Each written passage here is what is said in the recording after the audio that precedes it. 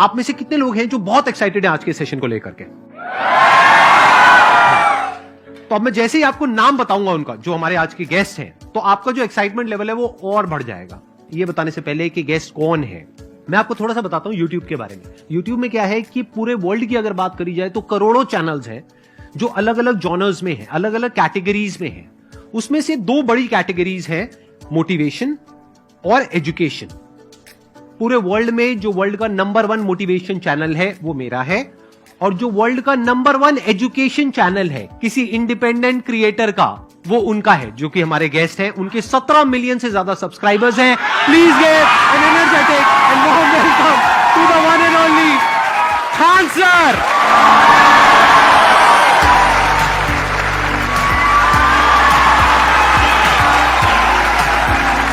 क्या हाल जी, कैसे हैं आप?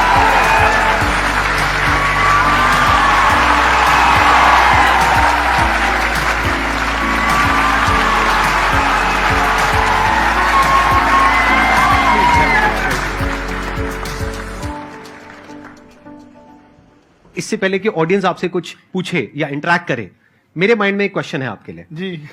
जो बच्चे हैं वो आपके इतने दीवाने क्यों हैं, इतने पागल क्यों हैं आपके पीछे? मतलब मेरे कमेंट सेक्शन में भरा पड़ा था, खान सर कब आएंगे, खान सर कब आएंगे। मतलब ऐसा क्या जादू कर दिया आपने बच्चों के ऊपर? ये सवाल हम आपसे भी पूछते हैं, हमारे पे भी इतना कमेंट आया, इतना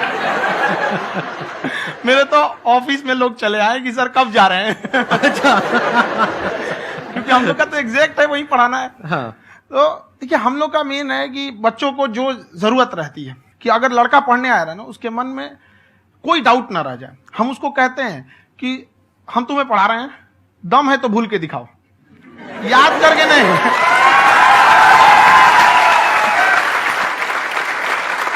प्लस आप जिस प्राइस पॉइंट पे पढ़ा रहे हैं, आई थिंक वो सबसे कम है, वो बहुत ही कम है। सर, ये जो फीस का कल्चर है, ये हमारा इंडियन कल्चर नहीं है। हमारा इंडियन कल्चर गुरु दक्षिणा है, उस हिसाब से वो सही है। ऑक्सीजन जैसे जिंदगी के लिए जरूरी है, वैसे एजुकेशन जरूरी है। कोई ये नहीं कह सकता है कि पैसे की वजह से वो खान सर के यहां से लौट गया। क्या बात है।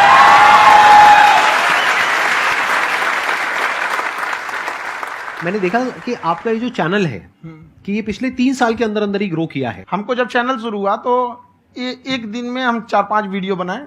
एक हमको कुछ आता, आज भी नहीं आता इतना, तो हम देख के कैमरा उमरा तो हम कंफ्यूज हो गए, बाप रे।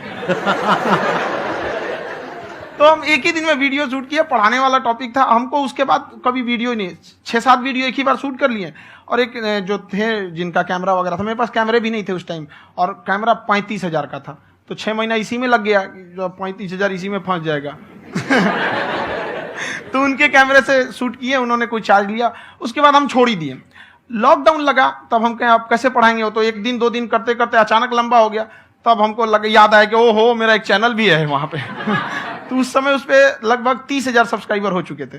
तो जैसे लॉकडाउन लगा तो उस पर पढ़ाना चालू किया, और पता नहीं क्या लोगों को पढ़ाई में इतना इंटरेस्ट आ गया कि आपका स्टाइल ऐसा है थोड़ा सा। आप आई थिंक पढ़ाई के साथ साथ में जो बीच बीच में आप थोड़ा बहुत छोड़ते रहते हैं ना, मतलब जो जो एंटरटेनमेंट चलता रहता है। ये बात हम देखिए, जब हम गुलाम थे ना, तो अंग्रेजों ने एक चाल चला था कि भारत को हम फिजिकली गुलाम रखेंगे 100-200 साल, मेंटली 1000 साल कर देंगे। उन्होंने पढ़ाई का मॉडल चेंज कर दिया। उन्होंने ऐसा डिजाइन किया कि ये टीचर की रिस्पॉन्सिबिलिटी है, वो पढ़ा के चला जाए। टीचर की रिस्पॉन्सिबिलिटी यहां खत्म नहीं हो जाती है।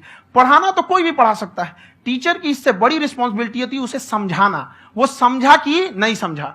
अगर लड़का आपके समझाने के बाद डाउट रह गया तो ये आपकी गलती है। लड़का हमसे पूछता है, सर इतनी भीड़ है आपके पास, तो कहते सर डाउट कैसे पूछेंगे? हम कह रहे यार, तुम्हारा डाउट बचेगा तब ना पूछेगा तुम डाउट यहाँ पे।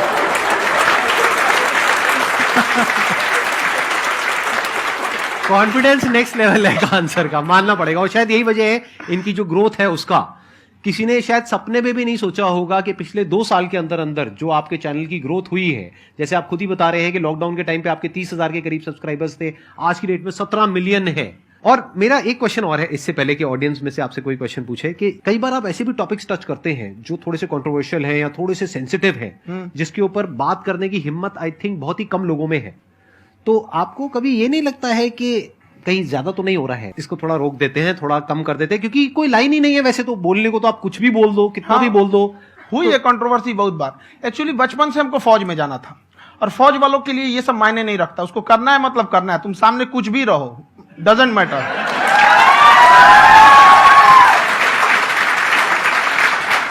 और मैंने YouTube पे देखा कुछ वीडियोस में कि आपका जो इंस्टीट्यूट है वहां पर आज से कुछ साल पहले कुछ बम गिरे थे। हाँ, कुछ गिरे थे, कुछ तो बहुत सॉलिड जगह गिरा था, फटा नहीं वो। मतलब आपके आसपास। हाँ, बम को भी पता है कि टीचर की इज्जत किया जाता है। क्या बात है, क्या बात है। मैं समझ पा रहा हूं कि ये आपके अंदर जो एटीट्यूड है ये कहां से आ रहा है, क्योंकि आप बचपन से ही फौज में जाना चाहते थे, तो आप जंग के मैदान में ही खड़े हैं एक तरीके से। बस फर्क ये है कि आपके हाथ में कलम है, हथियार ना हो करके। हथियार से एक आदमी की जान जा सकती है, हाँ। कलम से बहुत ताकत होता है। शिक्षा एक ऐसा हथियार है ना, हर कुरीतियों से लड़ सकता है, हर तरह की समस्याओं से। और ये एक ऐसा हथियार है, मेटल डिटेक्टर में भी नहीं पकड़ाता है।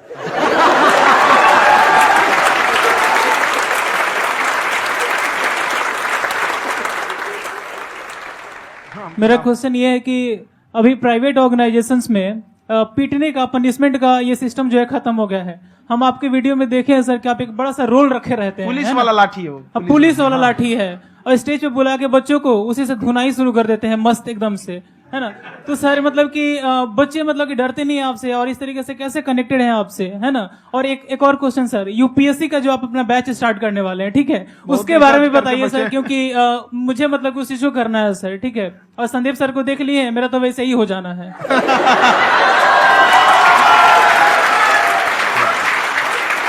क्या हो जाना है? मेरा पूरा कंप्लीट करो। I'll be an IAS officer next year because I have seen you, sir.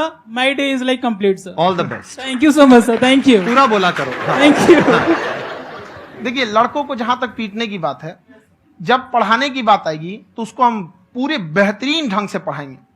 लेकिन जब सजा देने की बात आएगी ना, तो वो भी बेहतरीन ढंग से होगा। ऐसा थोड़ी होगा कि बस एक ही चीज बेहतरीन ढंग से होगा।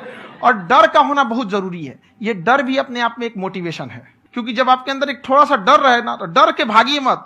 एक ऐसा डर जिसको आप लगे कि नहीं नहीं थोड़ा सा और करने की जरूरत है, फिर तो ये हम इसको क्रॉस कर जाएंगे आप। तो लड़कों के अंदर ये डर बनाना भी जरूरी रहता है। और रही बात यूपीएससी वाले की, जो आपने बोला, बहुत सारे लड़के वेट कर रहे हैं यूपीएससी की, क्योंकि 2-2.5 लाख फीस सारे लोग एफोर्ड नहीं कर सकते। और हमारा वही रहता है, हम तो ज्यादातर हमारे स्टूडेंट देखेंगे तो किसी के रिक्शा वाला, सब्जी वाला, यही लोग, इनको तो 2.5 लाख रुपया, इनके पास पूरी संपत्ति नहीं होती है, फीस कहां से भरेंगे वहां पे, उसके बाद रहेंगे कहां से। तो ऑल ओवर इंडिया से, कश्मीर से कन्याकुमारी तक, गरीब से गरीब भी लड़का उसको पढ़ सकता है। यही कुछ 1000 रुपये मंथली, 12-14 हजार साल का पड़ेगा, खत्म हो जाएगा इतना में।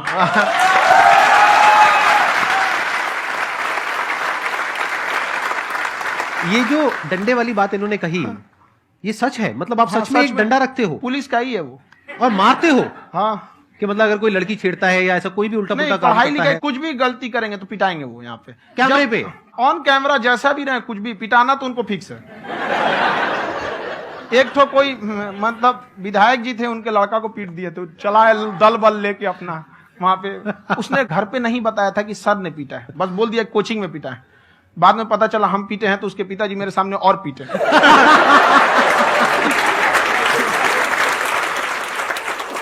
सर, आपका सबसे बड़ा डर क्या है, आप दोनों का? फौजी को डरे नहीं लगता है, बाकी अफसर से पूछिए। आज के सेशन से पहले कोई डर नहीं था, लेकिन अब मुझे इनकी डंडे वाली कहानियां सुन करके डर लग रहा है कि कहीं मैंने गलती से कुछ बोल दिया और इन्होंने कहीं पीछे कुछ रखा हुआ है, और यहीं आ करके अगर इन्होंने मेरी पिटाई कर दी तो बहुत बुरा हो जाएगा। तो इसलिए हमको थोड़ा डर लग रहा है।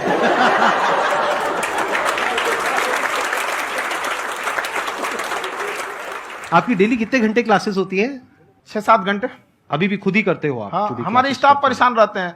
हम 1:30-2 बजे सोते हैं, सुबह 6 बजे उठ जाते हैं, परेशान रहते हैं। यार इतना क्यों करते हो, है ना? कभी क्योंकि उनको भी साथ साथ लगना पड़ता है ना। उनको साथ साथ लगना पड़ता है। हम जग गए तो कोई सोया थोड़ी रहेगा, परेशान रह, दिन में सोते ही नहीं है, बेचारा कहीं कहीं जाके सोते रहता है। तो हम सीट बांध दिए कि भाई तुम इस समय सो जाना, तुम इधर सो जाना। आपकी शादी हो गई या नहीं हुई अभी? मेरी खुशहाली देख के आप आइडिया लगा सकते हैं।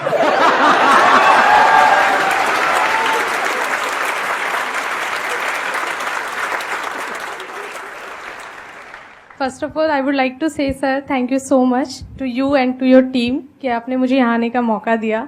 एंड सर, अब तक मैंने आपको सिर्फ फ़ोन या लैपटॉप में ही देखा है दोनों को, आज फर्स्ट टाइम लाइव देख रही हूँ तो बहुत अच्छा लग रहा है। तो मेरा क्वेश्चन ये है सर आपसे जब हम लाइफ में कोई डिसीजन लेते हैं कि हमें ये पर्टिकुलर चीज़ करनी है, और क्योंकि हम डिसीजन लेते हैं तो हमारी आदत है कि पहले हम 4 लोगों से पूछते हैं कि तू बता तेरी क्या राय है, तू बता तेरी क्या राय है। तो उनमें से अगर कोई हमें कह देता है कि ये बेकार डिसीजन है मत कर, तो हमारा माइंड कहीं ना कहीं डाइवर्ट होने लगता है और उसकी वजह से हम अपना डिसीजन चेंज कर देते हैं। तो मेरा क्वेश्चन ये है कि कैसे हम अपने डिसीजन पे स्टिक रहे, कैसे हम जो दूसरे के ओपिनियन है उनको अफेक्ट ना होने दें अपने ऊपर। दूसरे से सलाह लेने से पहले एक बार खुद उस पर रिसर्च कर लेना चाहिए, ताकि आप सामने वाला क्या सलाह दे रहा है आपको समझ में आना चाहिए। यहाँ पर ऐसा नहीं है कि कई बार ऐसे होते हैं कि दूसरे वाले को एक्सपीरियंस होता है, तो अगर आपको पहले से आइडिया है, उसके बारे में आप बेहतरीन ढंग से रिसर्च किए हैं कि क्या इसमें प्लस पॉइंट है क्या निगेटिव है, उसके बाद आप किसी से सलाह लेने जाइए। ये नहीं कि मन में आया सीधा बता गड़बड़ा जाएगा। तो वहां पे पहले आपको R&D करना पड़ता है, समझ आया कि नहीं। और जिंदगी हो या गाड़ी, जीतेगा वही जो टाइम पे गियर चेंज कर रहा है। तो डिसीजन चेंज करना बहुत ज्यादा गलत नहीं है। इन्होंने बहुत अच्छी बात कही है और मैं इसी बात में थोड़ा सा और ऐड ऑन करूंगा कि ये जो आपने कहा ना कि अपने डिसीजन पे स्टिक कैसे रहें, ये कोई अच्छी क्वालिटी नहीं है, क्योंकि टाइम टू टाइम आपको अपने डिसीजंस को चेंज करना होता है। जैसे आपने 4 लोगों से डिस्कस किया, कोई इंसान कुछ पॉजिटिव बोल रहा है, कोई नेगेटिव बोल रहा है, उससे फर्क नहीं पड़ना चाहिए। डिपेंड ये करता है कि वो जो बोल रहा है उसका बेसिस क्या है। क्या वो किसी नॉलेज या एक्सपीरियंस के बेस पे बोल रहा है या ऐसे ही कुछ भी बोल रहा है? ऐसे ही बोल रहा है तो फिर उसकी बात पे ध्यान क्यों दे रहे हो? अगर किसी नॉलेज या एक्सपीरियंस के बेस पे बोल रहा है, फिर चाहे वो पॉजिटिव बोल रहा है चाहे नेगेटिव बोल रहा है, दोनों ही मायने रखता है। उसके बाद में रिसर्च करनी है और फिर रिसर्च करने के बाद में फाइनल डिसीजन अपना खुद का होना चाहिए। अब वो डिसीजन उससे अलग भी हो सकता है जो आपने पहले लिया था, और वो सेम भी हो सकता है। सर मेरा क्वेश्चन दोनों से है आपसे, how to deal procrastination and laziness. हमारा ब्रेन है ना, ये बहुत आलसी टाइप का, इसको आराम खोजना पसंद है। अब थोड़ा सा भी अब इसको आराम की ओर लेके चलेगा ना तो फिर उधर ही रहेगा। आप सोचेंगे 10 मिनट आराम कर लेते हैं ना, तो 10 मिनट 2 घंटा बना देगा। उसको टॉर्चर कीजिए, चल 10 मिनट बाद में। उसको आप उस पर हावी मत, वो कह रहा है कि हमको आराम चाहिए, आपको हाँ आराम मिलेगा, पहले काम फिर मिलेगा आराम। तो आप उसके हिसाब से मत चल। आपका मन कर रहा है थोड़ा सा देख लेते हैं, कोई नोटिफिकेशन आया, आप कोई काम कर रहे हैं, क्यों पहले काम कर लीजिए, बाद में देखिएगा ना नोटिफिकेशन। आप हावी मत होने दीजिए यहाँ पे। अगर आप 5 मिनट भी थोड़ा सा लूज पड़े ना, थोड़ा सा कमर सीधा कर लेते हैं, 2 घंटा बर्बाद कर दिया आपको। हावी मत होने दीजिएगा उसको अपने ऊपर। प्रोक्रेस्टिनेशन को तोड़ने का एक ही तरीका है, सबसे छोटे लेवल पे ले जा करके उस गोल को तोड़ दो। यानी वो गोल बहुत बड़ा है, उसको ब्रेक डाउन करो, उसके सबसे पहले स्टेप पे आ जाओ कि उसको अचीव करने का सबसे पहला स्टेप क्या है। जैसे गाड़ी चलाना सीखना है, उसका सबसे पहला स्टेप क्या है। अगर घर में कोई नहीं है सिखाने वाला या सिखाने वाली, तो बाहर जा करके जो गाड़ी का ड्राइविंग स्कूल है उधर जा करके पैसे दे दो। अब फंस गए ना तो फंसा दो अपने आप को। दिमाग ये लगाओ कि अपने आप को कैसे फंसाया जाए। जब हम फंस जाते हैं ना तो फिर हमको वो काम करना ही पड़ता है। Then there is no looking back. जब तक आप सोच रहे हो तब तक सोच रहे हो, उसको बोलते हैं पैरालिसिस ऑफ एनालिसिस, कि आप सोचते चले जा रहे हो अपने माइंड में, मैं ये करूंगा वो करूंगा वो करूंगा वो करूंगा, और प्रोक्रेस्टिनेट हो रहा है, वो चीज टलती चली जा रही है। तो उसको छोटे से छोटे लेवल पे ब्रेक डाउन करके उसको कर दो, दैट इज नंबर 1। और जैसे ही करना शुरू करते हो, कोशिश करो कि उसको जब तक कि आप सही से नहीं कर लेते हो उसको छोड़ना नहीं है, तो आपकी लेजीनेस भी खत्म हो जाएगी। कई लोगों को तो हमने देखा जो सप्ताह में कुछ भी नहीं करता, वो भी संडे को आराम कर रहा है।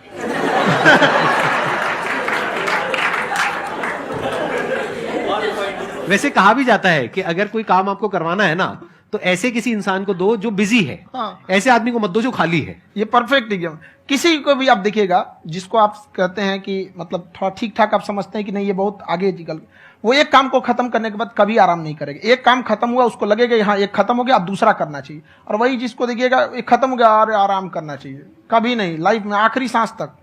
सर यहाँ पे सब हिंदी में पूछते हैं, इंग्लिश में पूछते हैं, मैं भोजपुरी में पूछूं? जौन भाषा ठीक लगे तोने में पूछ दो। हाँ सर।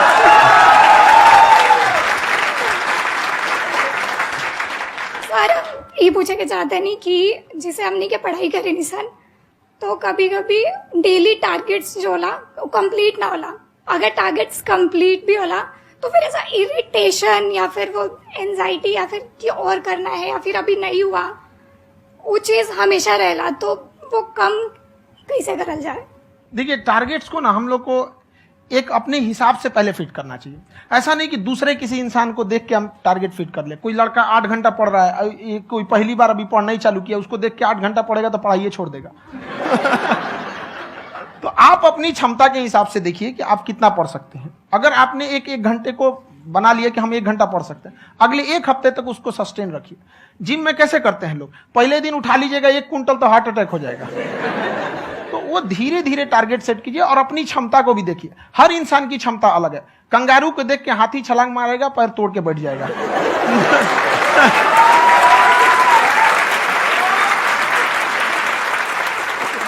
अब संदीप सर का मोटिवेशन देख के इसका मतलब क्या कि ट्रेन के आगे खड़ा हो जाएंगे, ढकेल देंगे तुमको।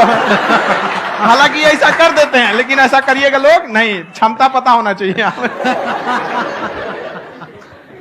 आपके अंदर एंजाइटी हो रही है कि मैंने कर तो लिया है, आप ये नहीं कह रहे कि मैंने कुछ भी नहीं किया है फिर मेरे को एंजाइटी हो रही है, आप ये कह रहे हो मैंने काफी कुछ कर लिया है फिर भी एंजाइटी हो रही है कि कहीं कुछ छूट तो नहीं गया है। तो बेसिकली आपको ये देखना है कि अगर आपके अंदर ये एंजाइटी हो रही है, that means you are a very good student, आप एक अच्छे स्टूडेंट हो। क्यों? क्योंकि बहुत सारे स्टूडेंट्स तो ऐसे हैं उनको पढ़ने के नाम से एंजाइटी होती है। तो आपको एंजाइटी हो रही है कि मैंने पढ़ लिया, दिन में मानो 8 घंटे का आपने टारगेट सेट किया और 6 घंटे पढ़ लिया, या मान लो 8 घंटे भी पढ़ लिया, फिर भी एंजाइटी हो रही है कि मैंने 10 घंटे नहीं पढ़ा।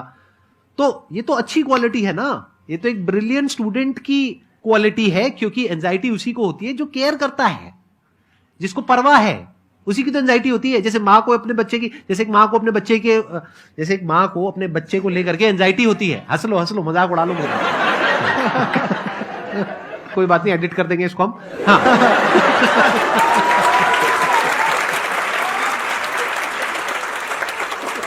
जैसे एक माँ है, उसको अपने बच्चे को लेकर के एंजाइटी होती है, थोड़ी सी भी तबियत खराब हो जाए उसको एंजाइटी होती है, चाहे बच्चा ठीक भी है, डॉक्टर को नहीं होती है।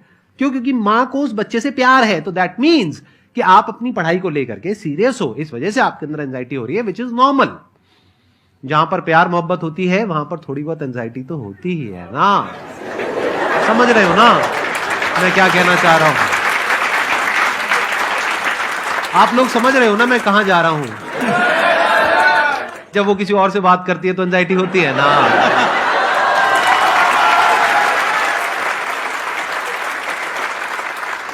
सर, आपकी स्टोरी हमने सुनी थी, तो एक टाइम आया था जब आप गंगा किनारे जाके बैठ गए थे, उस समय आपको कुछ समझ नहीं आ रहा था।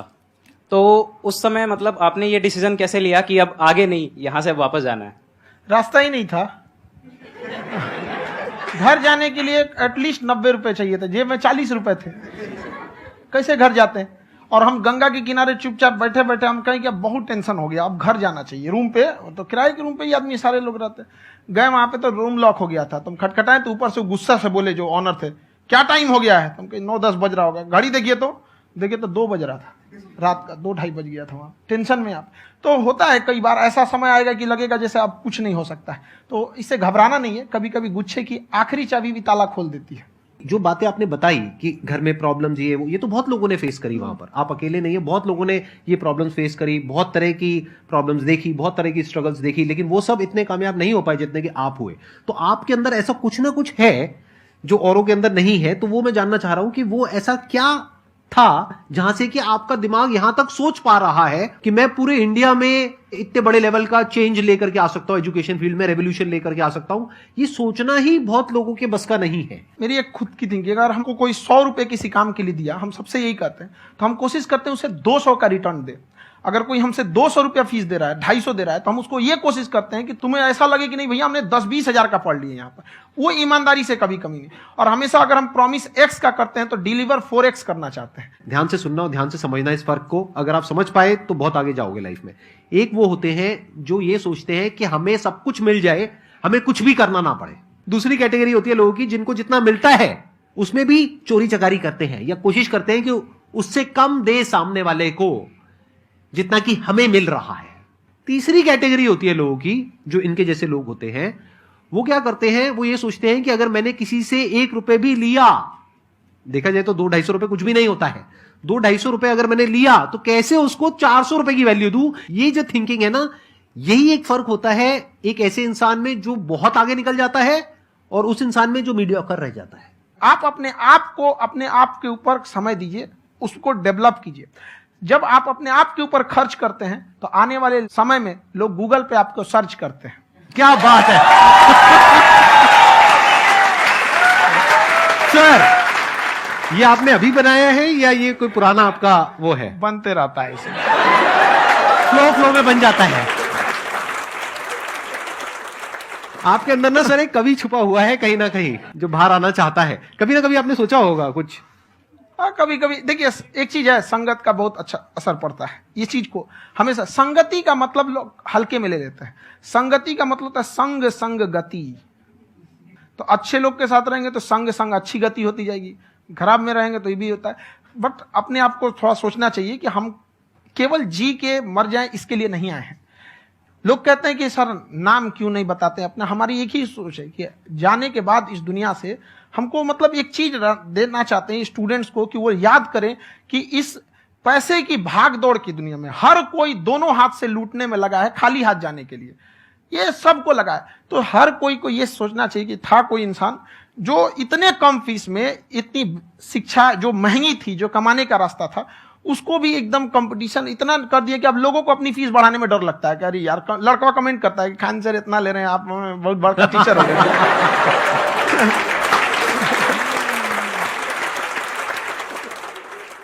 खान सर की एक क्लिप है, ये समय और समझदारी में बहुत फर्क होता है। अगर समय रहते समझदारी आ गई तो इंसान कामयाब हो गया, लेकिन अगर समय चला गया फिर समझदारी आई फिर तो बेकार है। तो सर मतलब कुछ आपको ऐसी चीज लाना चाहिए जो मतलब बच्चों जो तैयार हो रहे हैं उनको ये चीजें मतलब एंड टाइम पे दिखे। समझ रहे आप मेरी बात? नहीं समझ?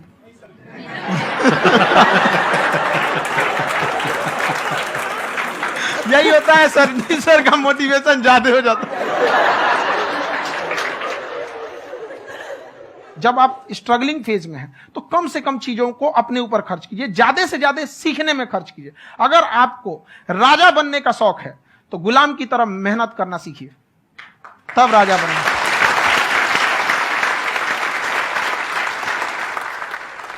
ये दुख, ये दर्द, ये सब तेरे अंदर है। तू अपने बनाए इस पिजड़े से बाहर निकल के देख, तू अपने आप में एक सिकंदर है।